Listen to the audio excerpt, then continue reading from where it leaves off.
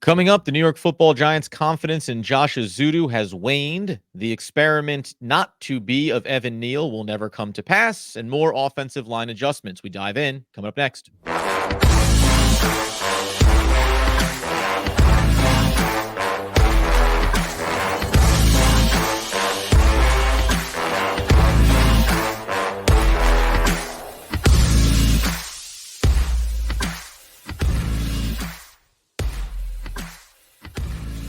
Yes, my friends, it's OGP, the One Giant Podcast, where we are your host. Over here, Adam Marmert. Over there, Andrew Makowitz. We're healthy, wealthy, and wise, and talking about the offensive line. Andy, who knew that while I may have been right, and you maybe thought you should be right, and we both turned out to probably be right in that the New York Football Giants did not have a viable option on the offensive line, something it took the organization an extra week and an extra loss to figure out as they start making a lot of roster moves to try to solidify this line in the absence of Andrew Thomas.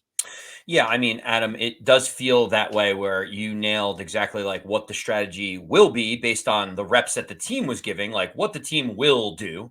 But I think we both quickly realized like no matter what they were doing, not only do they not have faith in Joshua Ezeudu anymore after watching one game, they won't even let Evan Neal get a crack, a swing at playing any minutes at all. I mean, when they were emptying the bench against the Philadelphia Eagles, he wasn't even getting on the field in jumbo packages. They weren't even having him block in like fourth down and one situations. He literally can't get on the field. And you and I have talked about this off the pod, but it's like I almost look at it and then it's like, well, why is he here? Right? Like midway through the season at this point, like the guy can't even get reps in cleanup time. It makes no sense. And on top of that, Adam, you'd think, well, what if they give him a week? What if they give him the week between the Philadelphia Eagles game and the Pittsburgh Steelers game to get ready, get right, maybe to give him a chance? Instead, no, it doesn't seem like the Giants are going to do that. They bring in DJ Humphries, who's coming off of an ACL injury last season. 30 years old, has started many games as a veteran type of tackle. They obviously had acquired Hubbard off of the San Francisco 49ers practice squad, who immediately seems to be in the conversation about getting reps. But Adam, it feels like the depth on the offensive line, and even when we talk about the defensive line, the way that the team set it up going into the season and the idea of these players being developed seems to be thrown out the window, and we're not even halfway through the season yet. Yeah, I mean, Hubbard, who is basically 34 years old, right? So he's a veteran player, still hanging around the NFL. Now, he put together 473 reps a year ago, played to a 68.2 PFF grade with 4 sacks allowed. So there's something in the, hey, just having experience. By the way, didn't play much, obviously, in 2022 at all, had injuries there. Didn't really play much at all the year prior in 2021. He's been backing people up for some time. Had one big blip there. He had to go all the way back to 2020, where he had 290 reps and played to, again, another positive PFF grade. But he's a long in the tooth veteran that you bring in. And while, listen, if you had told me they made these type of choices in the offseason, we'd already be asking the questions that we were asking when Andrew Thomas went down. And okay, is it going to be Ezeudu? Should he really be playing tackle? Are they going to give Evan Neal a shot? They don't seem to believe in him. We would have started to say all of those things back then. But it's hard to now, like, it just speaks to, again, what feels like the organization always chasing itself a little bit. It doesn't mean that you can go out and just sign the perfect players to back up every position. We understand that. But if the premise was that Joshua Ezeudu was going to be your backup swing tackle, then I'll put it this way. He didn't look great. We saw the PFF grades out of the past week. Guess what? A lot of the guys on the line didn't look great. So play him again. Like, play him again. I'm not telling you it's going to be any better and you're going to go against Pittsburgh and that's going to be a rough assignment, but play him again and then play him another week and another week, because this is the guy you drafted who came out as a guard. You moved to tackle and you were convinced he was going to be able to play tackle at the NFL level. So one game and you go, oh my God, looks like we were wrong. Where was all of the sample size over the course of the offseason, training camp, and preseason games that didn't inform you that this was going to be an issue for your roster going into the year? Again, lose Andrew Thomas, it's obviously going to blow apart the quality of your line play. But to only get one game, and whether it been Neal or otherwise, right? One game to turn around and be like, well, looks like that wasn't right. It just speaks to something that was not being evaluated correctly internally for the Giants. Yeah, I think that's my biggest challenge with it too, Adam, is like you went through all training camp and all offseason preparing Joshua Ezeudu to be your swing tackle. That's And right. like after 65 snaps, you're like, he is not the swing tackle that we had. And it's like, well, Was there not an earlier point in time between like when you thought that would be a good idea to where we are today that like we could have gotten reps, we could have tested it out? And like, yes, I know he got some preseason reps. He got some with Drew Lock, he got some with Daniel Jones, even Tommy DeVito. But I mean, this is exactly what I thought was going to happen. And it is unfortunate because it feels like it's Groundhog's Day where the Giants look around and they're like, we can't actually get a functioning offensive line. The second one person goes down, it feels like there's panic across the entire offensive line and everything seems to fall apart. Like, how are you supposed to run a functioning offense with a limited quarterback and a dysfunctional offensive line?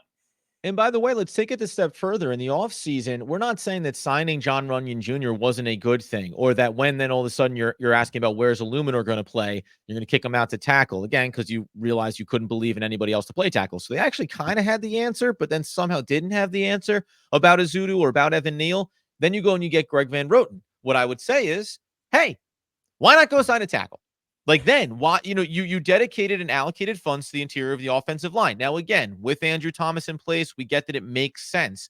But if the idea is looking at where your depth is going to be, you convince yourself Ezeudu could play tackle, as opposed to saying Ezeudu can be a solid backup guard across the interior line, and let's be concerned about addressing other areas. So whether or not Van Roten's played pretty well, whether or not we think that John Runyon Jr. has played fine, or even Illuminor being moved out to right tackle, it still speaks to what decisions did we need to make in the offseason and did we miss the mark? Let's flip the script over at this point, too, to the defensive side, just because there's been a lot of moving parts here. The Giants go ahead and make a move across the defensive tackle position that is just depth, but also confirms something that I actually in real time just remembered I was convinced of in the offseason, that Jordan Riley was not a part of this roster's plan. I had him as a cut candidate. I had him not making the final 53. Comes to pass that may in fact be the case.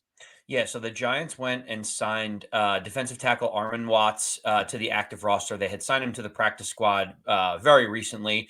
He was a sixth-round pick of the Minnesota Vikings back in 2019. He's had stints with the Chicago Bears, Pittsburgh Steelers, Patriots.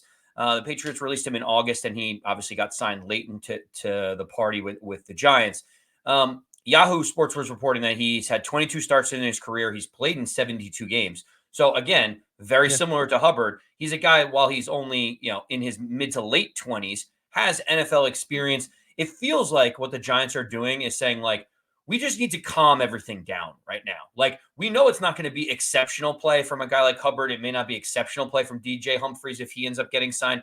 It may not be exceptional play from Arman Watts. But what we can't have is the panic and the way that things looked before. So even if they raise what the floor could be to a C- floor, it feels like at least the Giants are like, we can't bleed out and just ruin this season. We have to get some veterans in here that can at least right the ship a little bit.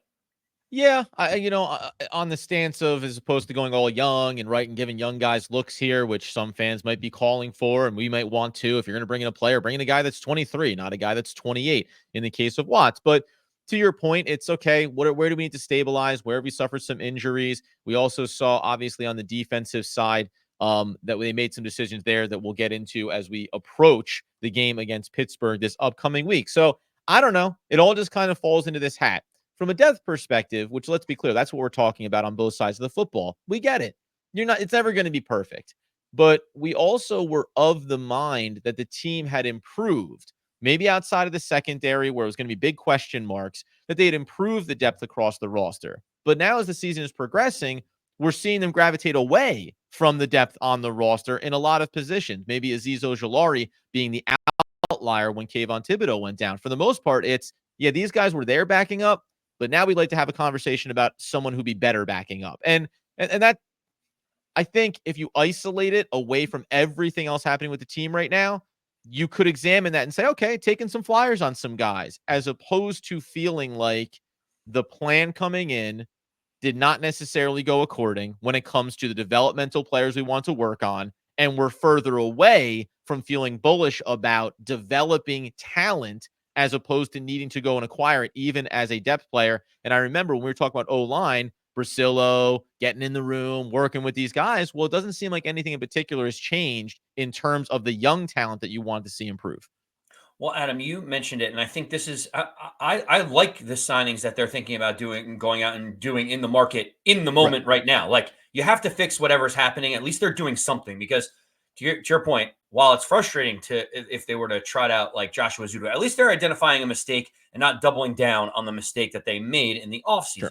For me, I like early on the season. Remember, we're not even halfway through these games yet.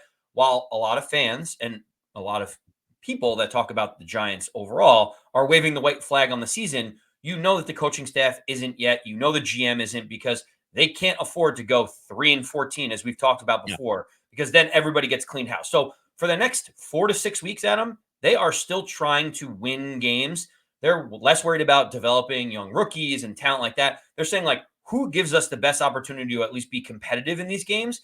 And I think that's the right approach, at least for now. When we get to the back 6 games of the season and the Giants only still have 2 wins, if you're looking at, hey, do we want to call up Jake Kubas to be able to get some reps to see if we have something there? If you want to call up, different guys that are on the practice squad, that's when you start looking at developmental talent, if they can be part of the longer term solution. But right now, right the ship, give yourself a chance to be competitive in some of these upcoming games. And I don't know, can you steal one of these games that you're not expected to win, like they did in Seattle, where all of a sudden it's like, hey, listen, maybe we get a little bit of momentum, the line stabilizes, you get Kayvon Thibodeau back. If you squint long enough, you can say maybe this team can be competitive into Thanksgiving as opposed to where we are today. Couple weeks away maybe for Thibodeau to return. So certainly something that would help bolster at least that side of the ball. Next up, when we come back around, we're going to be talking about trade watch and the key players that will be on the docket should the Giants continue their losing ways. As a reminder, if you want the instant reaction from the game on Sunday, we had some technical difficulties. That will be up on the feed as well. Go check that out. I kind of lost my mind there. You get us on YouTube, you get us on the podcast feed. And as always, as Andrew Mack would want, need, and nay, demand that people know. As always, let's go Big Blue.